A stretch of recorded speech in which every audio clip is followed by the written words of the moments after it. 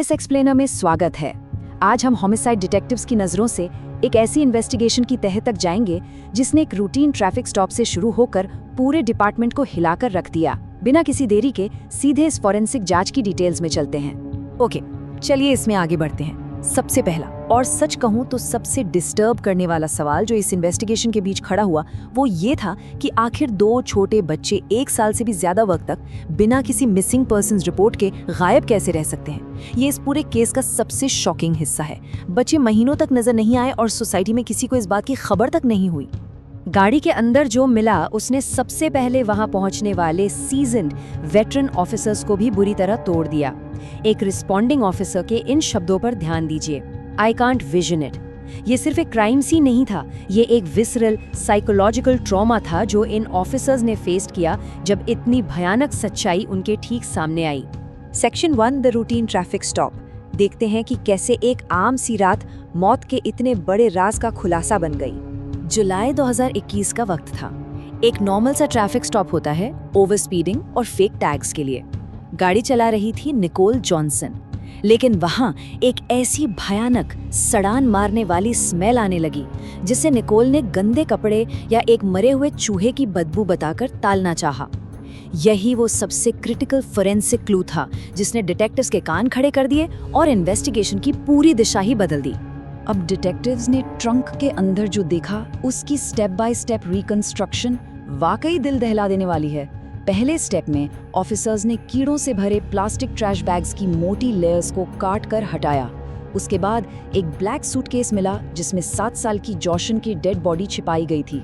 और फिर डिटेक्टिव्स को एक ब्लैक एंड येलो प्लास्टिक टोट मिला जिसमें 5 साल का लैरी छिपाया गया था। ये फिजिकल एविडेंस ही काफी थे इन झूठ के पर्दों को फाड़ने के लिए। आगे बढ़ते हैं। Section 2 interrogation and shifting stories.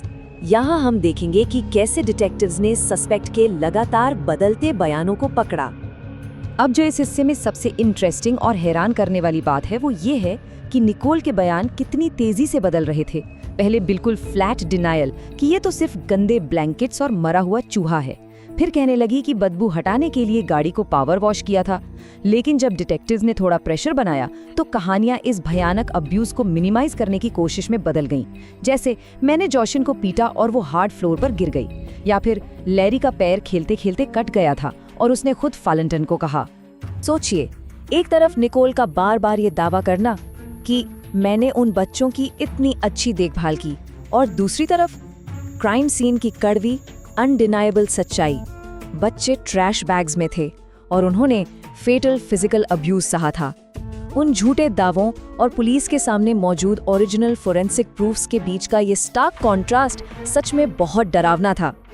अब फिजिकल क्राइम सीन से बायोलॉजिकल एविडेंस की तरफ शिफ्ट होते हैं। Section 3 forensics of severe neglect. Interrogation के दौरान निकोल ने इस लाइन पर बहुत जोर दिया, I don't see how, cause they ate all the time, they ate everything। वो लगातार उन्हें ठीक से खाना खिलाने का दावा करती रहीं। लेकिन ये डिसेप्शन कितना गहरा था ये तब पता चलता है जब हम मेडिकल एग्जामिनर की फाइंडिंग्स देखते हैं। और ये चार्ट पूरी मेडिकल सच्चाई सामने लाकर रख देता है। इमेजिन कीजिए, एक आम 7 साल के बच्चे का वजन लगभग 50 से 60 पाउंड होना चाहिए, लेकिन जॉशन का वजन सिर्फ 18 पाउंड था। सेम वे 5 साल के बच्चे का वजन करीब 40 पाउंड होता है, पर लैरी का वजन सिर्फ 21 पाउंड्स था। एक नॉर्मल डेवलपमेंटल ग्रोथ के आंकड़ों के मुकाबले ये फिगर्स कंप्लीटली शॉकिंग है। मेडिकल एग्जामिनर ने क्लियर किया कि उन्हें इंटरनल ब्लीडिंग हुई थी और ये क्लियर केस था महीनों तक लगातार चलने वाली सिस्टमैटिक स्टार्वेशन का। Section 4 reconstructing the tragic timeline. चलिए देखते हैं कि होमिसाइड डिटेक्टिव्स ने टाइम के इस पूरे सीक्वेंस को कैसे जोड़ा। इन्वेस्टिगेशन से एक बेहद हॉरिफाइंग और दर्दनाक टाइमलाइन क्लियर होती है।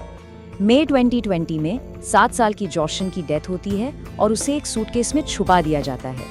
ठीक 1 साल बाद मई 2021 में 5 साल के लैरी की डेथ होती है और उसे एक प्लास्टिक टोट में डाल दिया जाता है।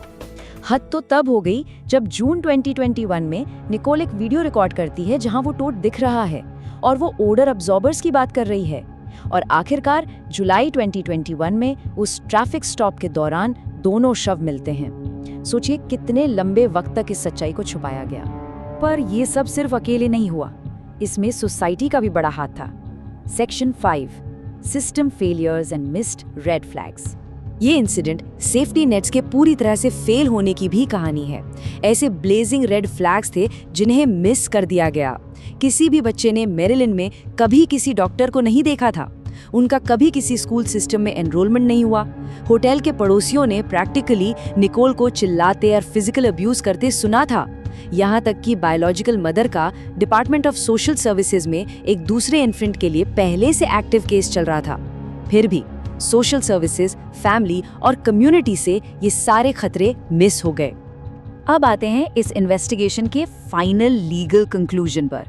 Section 6 the final conviction. Justice की ये पथ जुलाई 2021 के उस हैरोइंग ट्रैफिक स्टॉप से शुरू हुई जब निकोल अरेस्ट हुई और बाद में उस पर 14 क्रिमिनल काउंट्स लगे।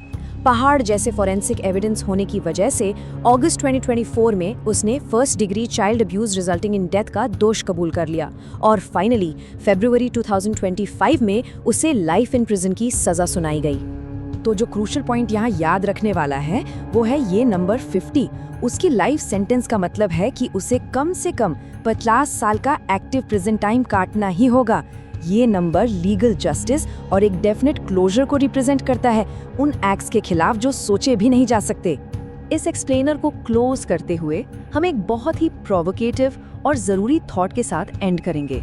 फिजिकल एविडेंस ने भले ही आजीवन कारावास दिलवा दी हो, लेकिन अब सोसाइटी को अपने अंदर क्या बदलाव लाने होंगे ताकि अकेले और बेसहारा बच्चे दोबारा इस तरह सिस्टम के क्रैक से नीचे ना गिर जाएं। एक अलर्ट और विजिलेंट कम्युनिटी होना कितना एब्सोल्यूट क्रूशियल है, ये अब सोचने का वक्त आ गया।